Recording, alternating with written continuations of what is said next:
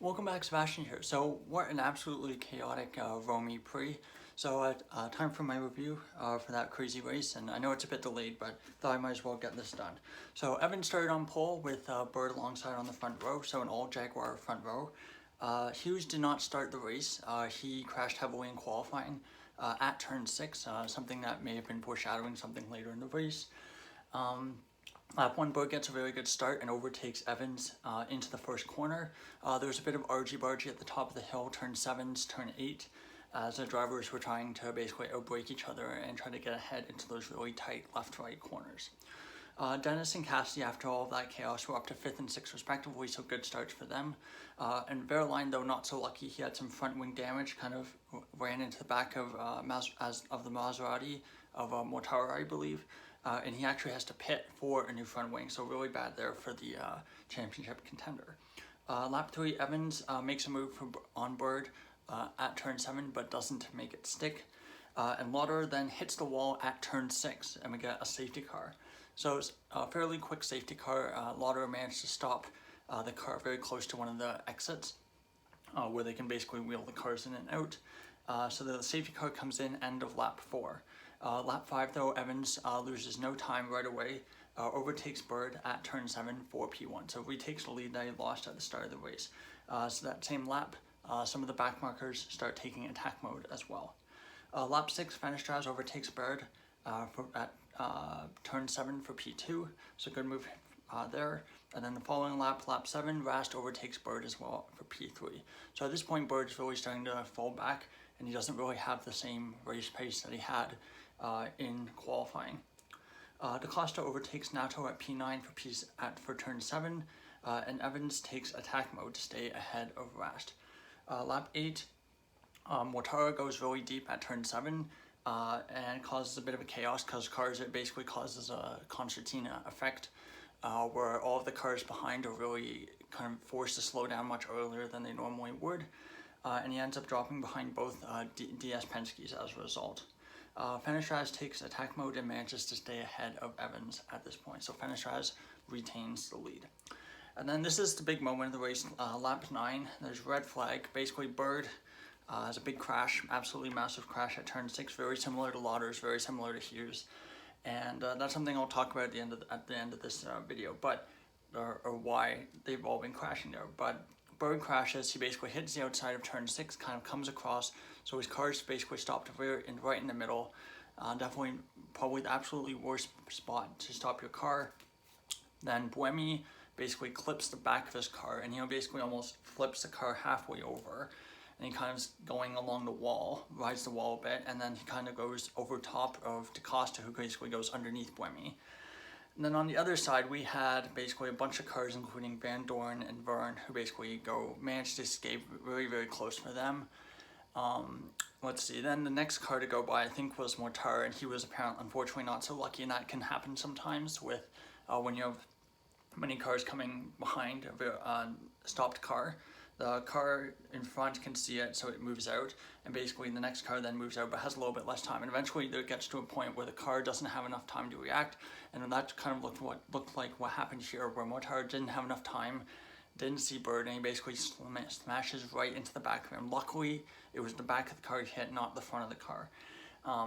That kind of then spins the Evans car slightly, and then it taps Frines as well. So I think there was 5 other cars caught up in that crash, including Degrassi, as well as all the driver's side basically just mentioned. So red flag, very, very long period. I'm not sure how long because I was watching on replay, so I just kind of skipped most of it. But it was probably about like an hour delay or so. So quite a long delay to clean up all the debris and get the cars back to the pit. Let's see what else. Yeah, so 4 cars. Yeah, only 14 cars take the restart. So of course we started with 21 and plus Mueller. So there's 6 cars involved in that collision. So absolutely massive crash there. And of course it's a standing restart because it was a red flag. Lap 10, Dennis gets past Rast for piece at turn 6 for P3, so good move there. And then Buemi's out of the race. Gunther overtakes Cassidy for P5. Next lap, Cassidy retakes the position, and Rast kind of taps the back of Jake Dennis, I think, at turn 7, and he actually ends up having to pit with damage because of that. And they showed the energy readings at this point, and Fenestras had 3% less energy than the cars around, so a bit of a tough race ahead for Fenestras with that energy deficit. Lap 12, there was contact between Ticktum and Muller, forcing Ticktum to pit, I believe with front wing damage, because the contact actually caused him to hit the car in front of him, so he had to pit for front wing damage, but he was able to continue. Cassidy then overtakes Rash for P4, and the same lap, Rash and Ticktum basically pit on the same lap. Lap 13, Fenestras holding up a lot of the cars behind, and it was really important for those 3 cars behind, the ones all in championship contention, that they get ahead for their championship. So lap 15, Dennis overtakes Evans at turn 3, and Cassidy then starts to put pressure on Evans as well. Dennis overtakes Fenestras at turn 8 for P1 that lap, and at this point it looks like he's really in the driver's seat. He's in the lead, he's starting to build a gap, he looks like he's in a really good chance for the championship, or for the race win. Lap 16, Evans overtakes Fenestras as well for P2 at turn 7, but the thing is, by this point, Dennis had a 1.6 second lead, so he had an absolutely massive lead over Evans, which means he could take attack mode and not lose position. And he does suggest that he takes attack mode in the following lap. Lap 17, Cassidy overtakes Fenestras for P3 at turn 5, so good move there by Cassidy, and then the following lap, Gunther passes Fenestras as well, so Fenestras is just falling as a consequence of having that massive energy deficit. Let's see, Dennis takes the second attack mode and drops to second behind Evans. Lap 20, Evans takes fastest lap, trying to build that gap to Dennis. And then at this point, they showed the energy readings again, and Dennis was 3% behind both Evans and Cassidy. So he'd lost a lot of energy in that 4 lap stint, basically from when he overtook Fenestras to building the gap, taking attack mode, and it seems like they just kind of miscalculated the energy there. So he's now in it for a world of hurt. Evans then takes attack mode, drops back to second, but the very following lap, lap 22, after actually missing attack mode, the lap that he tried to take it, missed attack mode, takes it the next lap, and was able to get right on the back of Dennis and overtakes him into turn 1. And Cassidy also takes attack mode that same lap, lap 22. And very quickly after, Cassidy overtakes Dennis for P2. And they also announced 2 added laps as well, so 2 laps in addition to the 25 that we started with, so 27 total. Lap 23, Gunther overtakes Dennis, P4, turn 7. So no, actually that should be for P3, yes, because Gunther finished on the podium. Lap 24, Jev and Muller have caught up right to the back of Dennis, and we had this really exciting finish between the 3 of them, all fighting over 4th place, and Dennis doing his best to defend. But by this point, he'd managed to recover some of that deficit, most of that deficit that he had, so he was basically going around the same pace, had about the same amount of energy as both Verne and Muller. So final lap, very close between the 3 of them. Muller tried to go for a move around the hairpin at the obelisk, doesn't make it stick, and then, so we got some really nice action there. But Mitch Evans takes the checkered flag, wins his 3rd straight race in Rome. Absolutely fantastic race from him. He also takes fastest lap as well, so that's a very fantastic result for him. So let's just take a look at the result overall. So Evans first, Cassidy second, Gunther third, rounding out the podium. 4th, Dennis. He'll be a bit disappointed with that, I think. 5th, Jev. 6th, Muller. Absolutely massive points for him in the apt. 7th, Fairline, bit of really lucky with everything that happened in the race that he was able to recover to 7th, but nonetheless still some good points for him to keep him at least in the hunt for the championship. 8th, Nato. 9th, Sedikama, great points for him in the Neo. 10th, Fenestras. 11th, Van Dorn. 12th, Mary. 13th, Ticktum. And then your retirements list is Rast, Bird, Buemi, DaCosta, Mortara, Degrassi, Fines, and Lauderer. So taking a look at the championship, I know we have a race, a doubleheader, so we have a race again tomorrow. So this will probably change in about 12 hours time. But Cassidy first with moves up into first with 171 points, 5 points ahead of Dennis on 166. Evans has a really good result, moves up to 3rd with 151 points. Fairline drops down to 4th with 144. And then we have Jev in 5th with 107, Gunther and DaCosta with 93. Buemi with 72, Bird with 62, really rough result for him. Again, another tough crash.